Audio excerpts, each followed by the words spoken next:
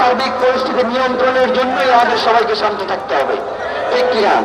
কিন্তু এমন শান্ত না যে ইসমাইল হাদির খুনিদেরকে আমরা ছাইয়ে দেবো, সেই শান্ত হবো আমরা? ইনকিলাব মঞ্চ যদি আপনাদেরকে আবার দেখে আপনারা আসবেন না? ইনকিলাব মঞ্চের এই ভাই বোনদেরকে যাবেন, তারা তো পুরো পরিবারকে ছেড়ে দিয়ে আপনাদের জন্য রাস্তায় পড়ে আছে, আপনাদেরকে দেখতে পারবেন?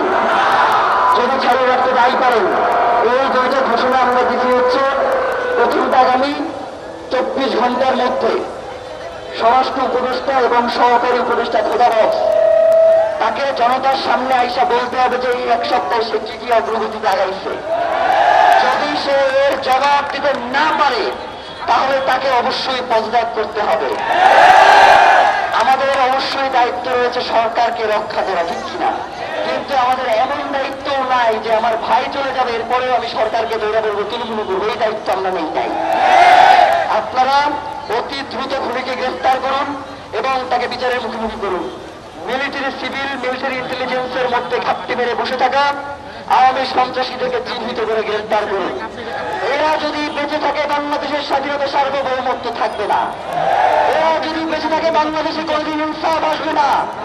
এরা যদি বেঁচে থাকে বাংলাদেশে কোনদিন জুলাই সফল হবে না। সুতরাং আপনাদেরকে অনুরোধ করছি, সন্ধ্যা হয়ে আসছে, আর একটা জিনিস সেটা হচ্ছে আমরা যখনই কোনো উপদেষ্টার কাছে যাই আমাদেরকে বলে ভাই এটা তো আমার দায়িত্ব না, এটা তার দায়িত্ব। এই হারামজাদারা তোমাকে এখানে খালি ইসের জন্য পাঠাইছি, আমরা তোদেরকে পাঠাইছি এই যে 1400 মানুষ শহীদ হয়েছে বাংলাদেশে এতদিন যে 17 বছর গুম হত্যা হয়েছে বিচার করার জন্য, তারা কি সংসদে বিষয় মজ মস্তি করে ফ্লাডে ফ্লাডে করেছে, এর জন্য আমরা তোদেরকে পাঠাইছি। অতি দ্রুত যদি এদেরকে গ্রেফতার করা না হয়, ইনকিলাব মঞ্চ যদি আল্লাহ না করুক আমাদের প্রত্যেক ভাই বোনকে যদি শহীদ করে ফেলে, আপনারা এই ইনকিলাব মঞ্চের জায়গায় দাঁড়াইতে পারবেন না।